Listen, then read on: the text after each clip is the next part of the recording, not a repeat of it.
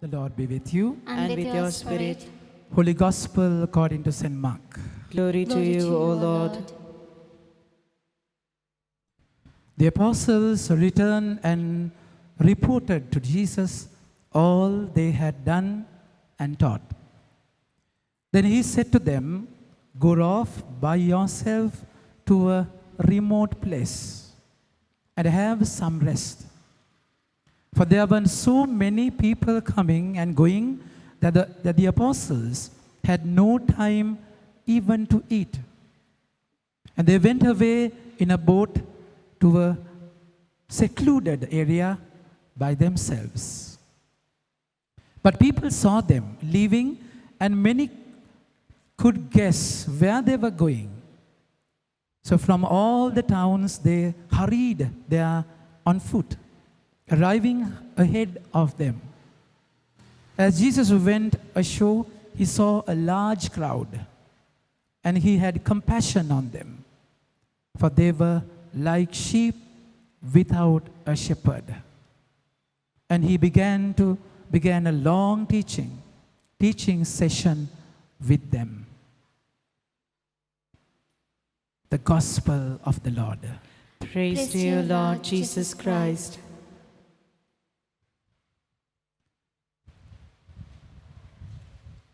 My dear friends in Jesus Christ, we have a very methodical order in the Gospels. So each week, we are in the 16th week in ordinary time. Every week is connected to the other week. So we found Jesus, the power of Jesus, calming a storm, raising dead, Jairus' daughter, if you can remember. And then he sent the disciples to preach the gospel. And then he said, if you are rejected in a place, shake off the dust and move forward. Your focus should be right. And Mark has a very special literature style where we call that casually Markan sandwich, where we find two incident sandwich of a particular incident is sandwiched between two incidents. This is how he adds the meaning, add a proper meaning to the proper scenario. Even today we find how Jesus sent the disciples. Last Sunday we read that part, and today they are coming back to the Lord.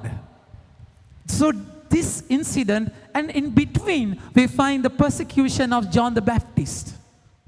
So these two incidents, persecution is sandwiched between sending out the disciples and they coming back to the Lord, which means the proper mission lies in our death. Death of John the Baptist. John the Baptist is he's the way maker for Jesus, for the Lord.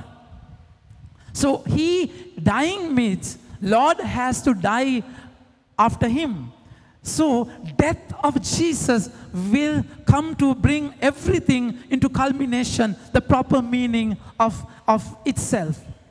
That's why St. Mark gets this incident of persecution, though we don't have it in the gospel today. If you read it properly, we find death of John the Baptist is sandwiched between sending out, the disciples were sending out, and they coming back today to report everything that they did in their mission. My dear friends, it's important. It's important what the disciples did in their training, in their formation as true shepherds. The first reading we find the Lord is putting that allegation on the shepherds who used the sheep. They ate the flesh of the sheep. They killed them, whereas their duty is to look after them. We find the same allegation in Ezekiel chapter 34, where God is frustrated about those shepherds. Because sheep belong to God always. Sheep does not belong to the shepherd proper. He's the only shepherd, and we are the hired servants. So we are given a flock of sheep. We are given sheep for a duty because we are accountable to Him always. My dear friends, we all are shepherds. All are shepherds in our own way, we have to remember. We all have a flock of sheep. Definitely, when you become a parent, if you are a mother or father, definitely you have a flock with your children. It's a very direct way of shepherding. Of course, my sheep is you all. I'm really happy to have you today in the mass. Physically, I mean, we were tired of preaching to all the cameras and these gadgets. And we feel the presence, my dear friends. At least there are few. Because the Holy Spirit moves in a community. There is no meaning of mass without a community. So, but then it was a testing time. Today, as if we are breathing new air, provided there is no corona in air, which is airborne, I mean. And my dear friends, so you are my sheep, and I am your shepherd. So we all have a sheep given responsibility. You can be in your classroom, you can be in your workplace, you can be in your family, you can be in a relationship. In every relationship, there is this sheep-shepherd relationship, connection. So if you are a lover, your spouse, your lover, your partner is a sheep that is given to you. So every time you have to remember that you have a duty towards your brother or sister. Always we try to get from them. The Lord is saying clearly, we are not to be served, rather we are to serve. Because our Master is God, Jesus Himself. So we have to ask today, personally, whether am I responsible? Have I done my duty properly? Each one of us should ask ourselves.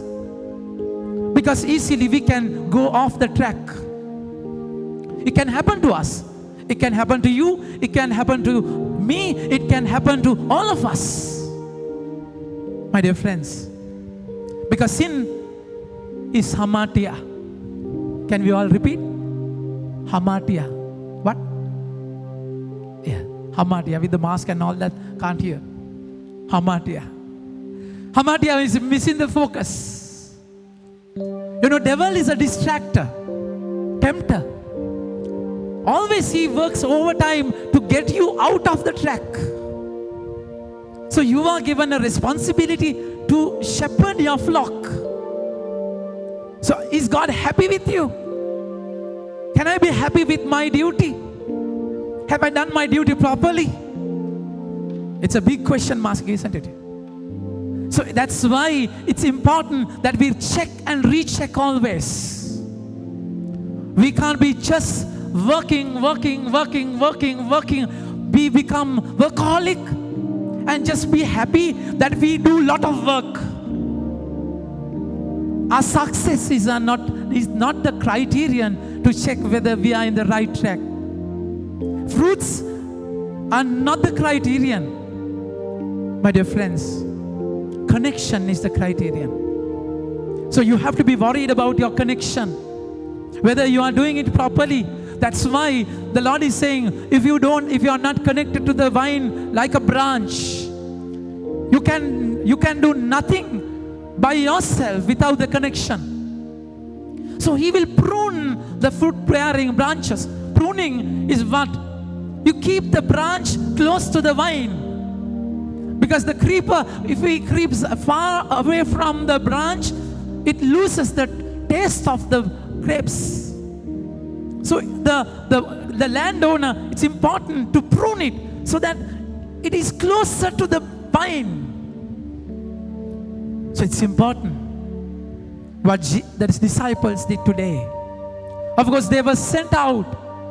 Jesus took them closely and gave them authority over demonic forces, demons, and all the evil forces, and He sent them away.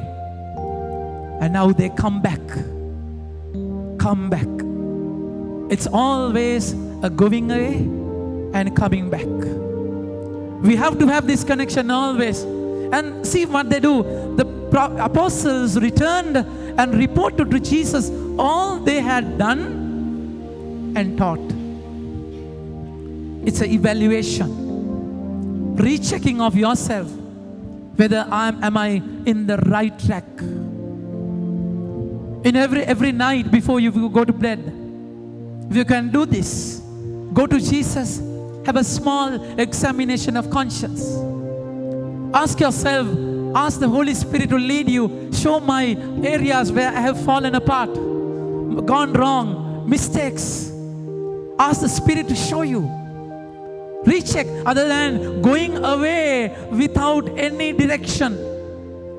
If you want to be a proper shepherd, this examination of conscience is important,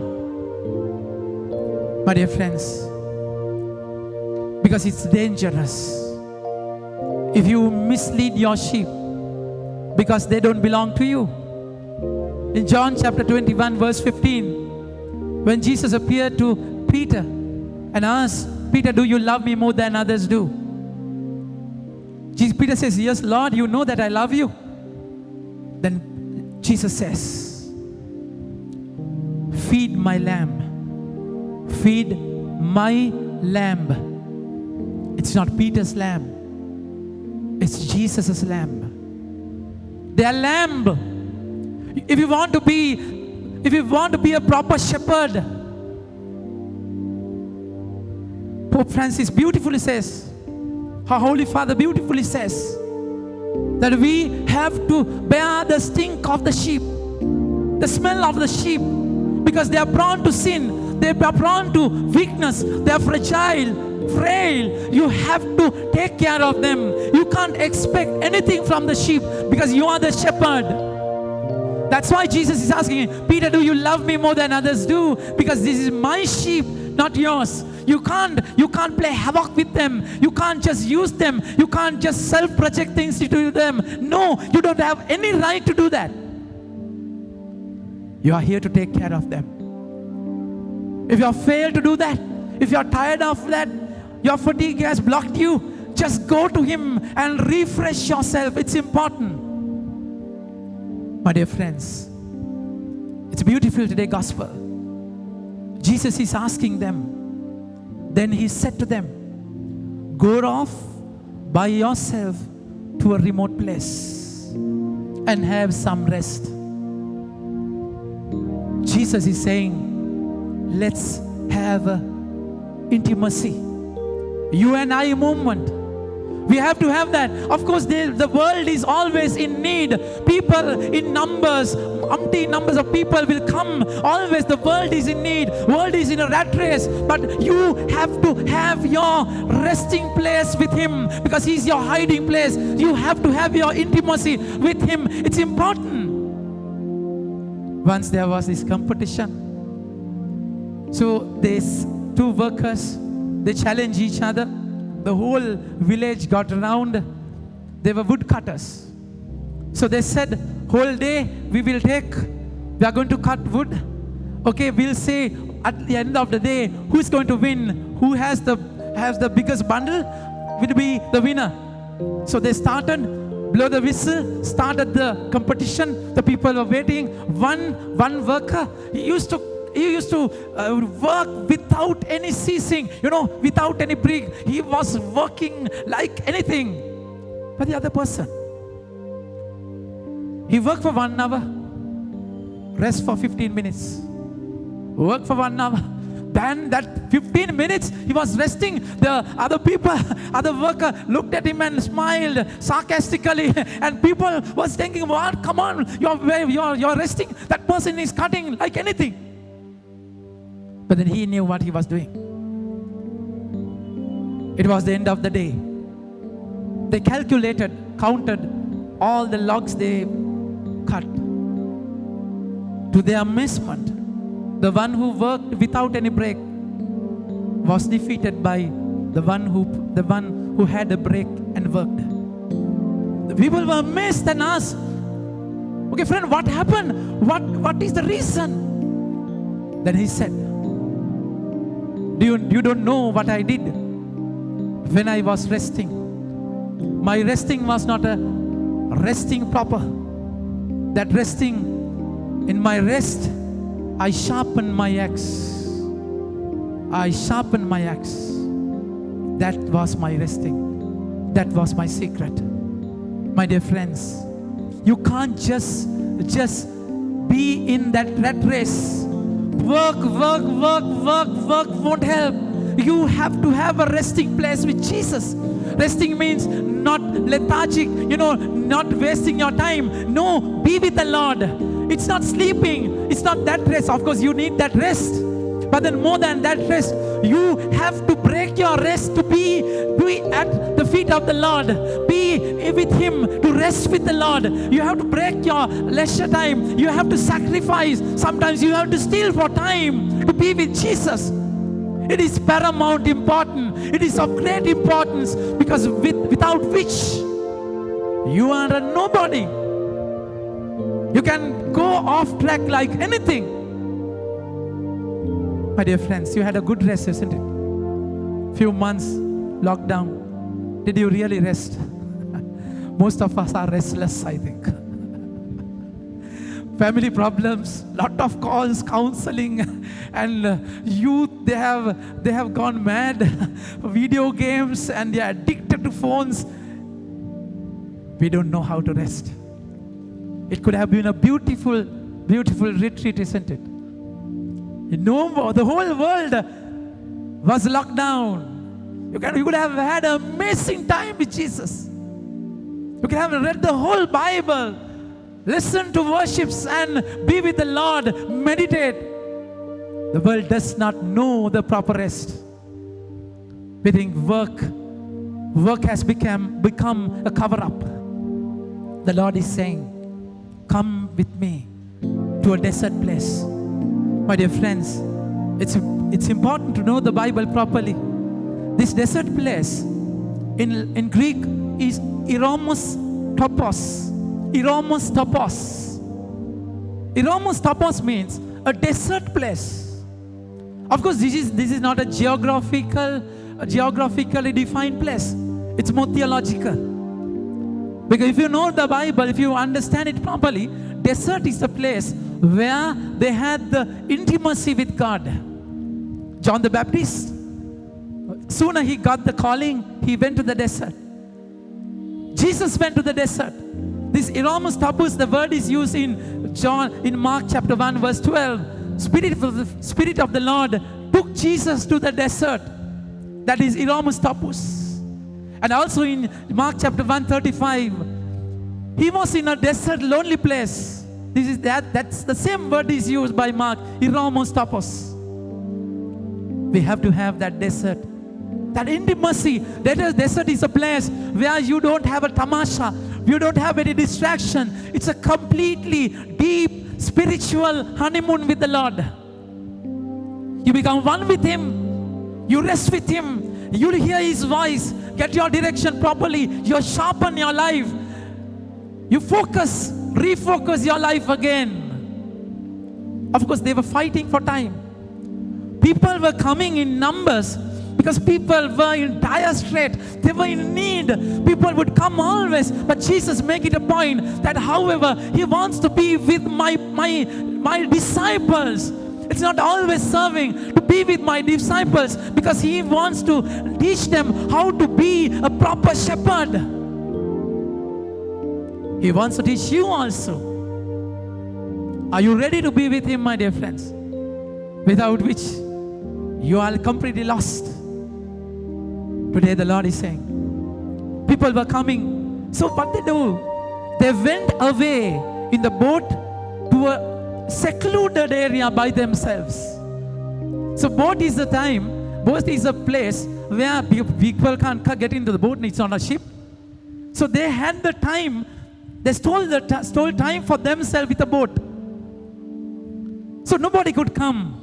But then imagine when they started the journey from the shore, when they landed, people knew. Of course, their sea is not our oceans. They are small areas, few acres. So they would run from the ground on their foot and meet them when they landed. And a lot of people were waiting. So Jesus had that little time with the disciples. My dear friends, I'll give you a small tip today. Think about your boat. Your work, your time is scheduled. You are busy, I know, as in the world, as a mother, father, as youth, students, you are completely busy. We are in a busy schedule. But then you can have that boat. That little transition, when you shift a work from to another, have that boat. Little intimacy with God. In the seminary, we are trained with this habit because we have the refectory, dining room, and we have to pass the chapel to go to the dining room. So whenever we have our meals, we go via the chapel, through the chapel. So we had a little gaze at the Lord, a little Hail Mary, and we'll go. It's beautiful. Whenever you pass your statue, stop by and just say, "Hi Jesus, I love you." Little moments of that boat. But then you have to have a proper resting place every day. Every day. My dear friends, prayer should not be escapism. Some would love to pray because they can escape the situations. The prayer is a cover-up. They pray more so that they are happy. No, prayer should empower you to serve. You receive in the Lord Eucharist to have a Eucharistic life, not have a cushy life with bed of roses. No. Jesus went ashore. He saw a large crowd and he was angry. Again, people, come on. I don't have a place to rest. No time for us. Again, pain in my neck. Was Jesus angry? No. The word says, and he had compassion. He had compassion. He was never tired of serving. He was never tired of giving himself. That is agape. Agape is self-giving love. He was never tired. For that matter, the word compassion in Greek, my dear friends, it's not a simple word. It's very difficult to pronounce in their language. Pronunciation very difficult. But then meaning, it's not simply compassion. That is the most deepest word in Greek to use as compassion. And it is not simple compassion. It's your heart, liver, lungs, bladder. It's all yourself is given. And he saw pity and he saw the people with pity. And he had compassion. We all should have that attitude in life. People are dying, my dear friends. People are in need. They are dry. They are so wanting of love, concern, acceptance. People run. People are in search. The whole world is broken. You don't have to think of Ethiopia, Somalia, and Uganda. The need is in your family. Look at your wife. Look at your husband. Look at your children. Look at your community. It's there. People are dying. People are broken. Look at them with compassion.